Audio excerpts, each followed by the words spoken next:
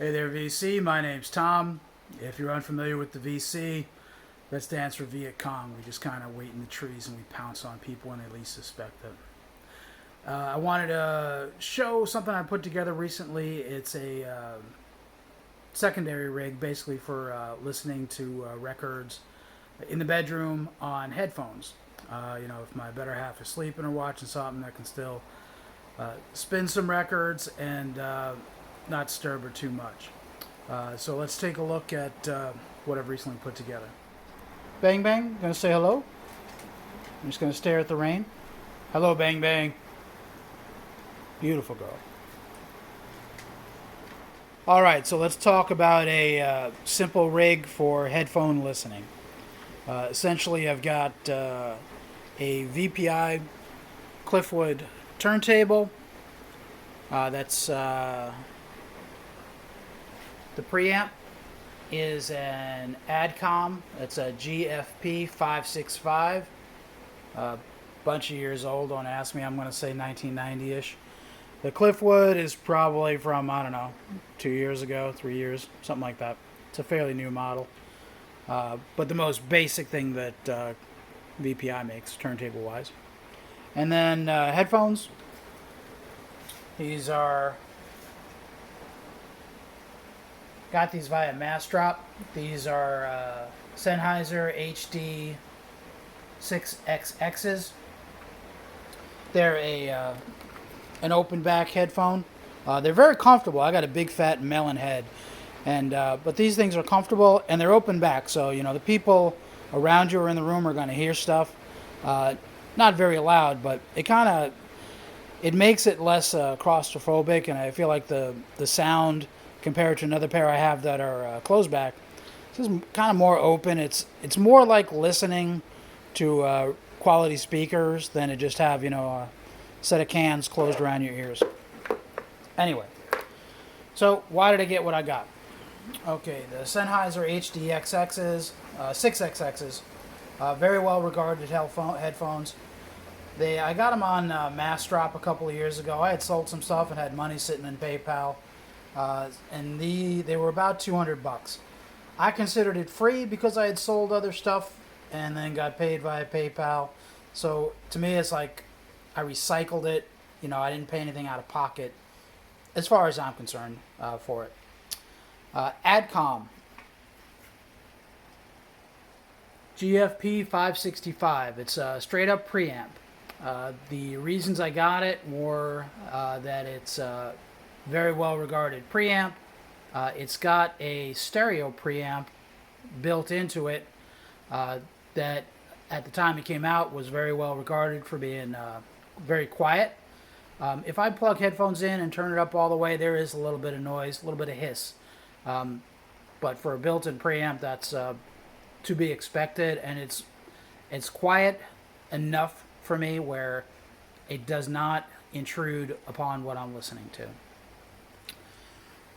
Another reason I got it was that it's got a bypass feature. It's got plenty of connections. You can get, call them what you want. But besides the PHONO amp, the PHONO stage, you got 1, 2, 3, 4, 5 other connectors in the back. I'm not going to show this super close. See if you get an idea, because I don't feel like taking things apart. Anyway, blah blah. You can't really see that well, but basically, there's also a direct bypass, so I can feed this preamp out to an amplifier to amplify speakers, or amplify an outboard headphone amp, but bypassing all the internal circuitry where things like the balance, the bass, treble, anything else, nothing will affect the signal. It's just going to be a pure signal from whatever the source is going out to an external amplifier, whether it's a stereo amplifier feeding speakers or a headphone amplifier just being a dedicated thing that feeds headphones. The turntable, the VPI turntable, you don't hear much about this thing. It's the CLIFFWOOD by VPI. For me, a turntable, I value simplicity in general.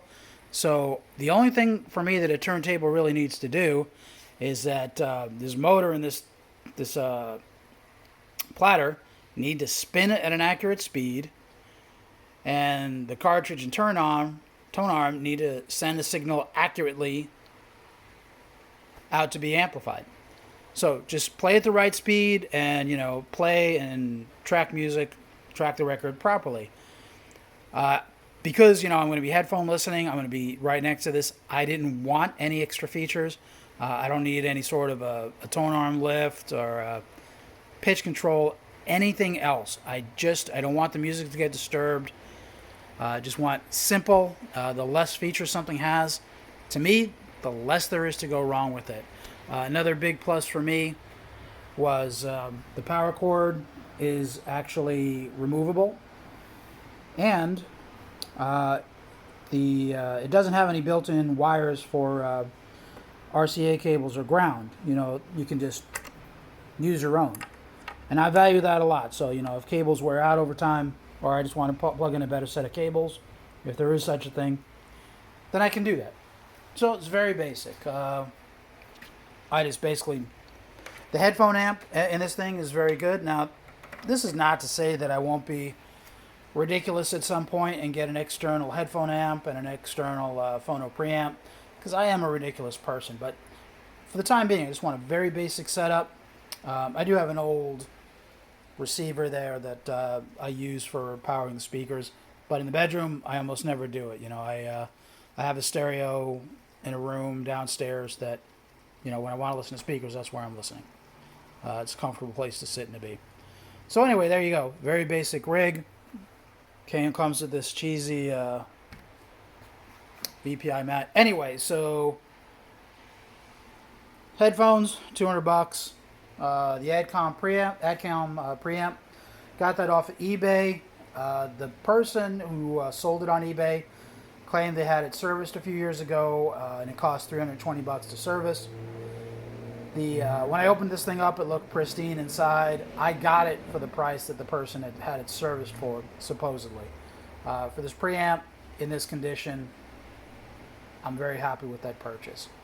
The VPI by CLIFFWOOD, it's a fairly new model, only a couple years old out of VPI. Their most basic model. It goes brand new at the moment for $1,000. I did not pay $1,000. This was apparently a turntable that somebody traded in at Music Direct, a major online retailer. I was happy to buy it from them. I bought it for, I think they advertised it for $700, and I offered $650, and they accepted it. No, I offered $600. They countered at $650, and I accepted that. And I'm happy with it. The thing is solid. It's heavy. It feels like a quality piece of machinery to me. So I'm very happy with it. I'm going to probably put a rubber mat on that. I don't know. We'll see. Anyway, when I pop a record on, listen on headphones, it sounds great. Anyway, there you have it. A simple, to me, rig that did not break the bank. In and of its own, these items are what I would consider a bit pricey. But for the most part, I spent very little out of pocket on these items. I had sold some other gear that I wasn't using, or I was no longer thrilled with. So I had a lot of money from selling other things. If I'm out of pocket about $200 on this, that's probably accurate, but not more than that. So, I try to make what I have work for me. It's the same as my theory with records. Generally, when I'm buying records, I'm using money that I made from selling records that I don't listen to anymore. So anyway, there you have it. It's a very basic rig, but quality, to me anyway, for listening to records in another room. And I'm just starting to get wrapping my head around the idea of listening to music on headphones again. Of course, I did it when I was a kid. You got a Walkman and you're wandering around. But for most of my adult life, I've always listened on speakers. Now, where I live now in this home, there's really no great room to make speakers sound fantastic. So putting a good quality set of headphones on brings out a lot of detail that I'm not used to hearing when I'm in an imperfect listening environment with my admittedly older, lo-fi, mid-fi stereo gear. So I'm hearing more. It's basically, I'm almost rediscovering certain things on certain records. So it makes it fun, to pull out a record I haven't listened to in a while and give it a spin and go, wow, this is really good, or wow, that's got a lot of nuance that I didn't really, catch before. So I could definitely see myself stepping up my headphone game, as time goes on. Once I get, use this for a while, better headphones, maybe a better headphone amp. Because when there's certain things you can't fix with the stereo system. You can't, you may not be able to fix your room. And by fix, I mean like do sound treatment and, have it carpeted or whatever you need to do.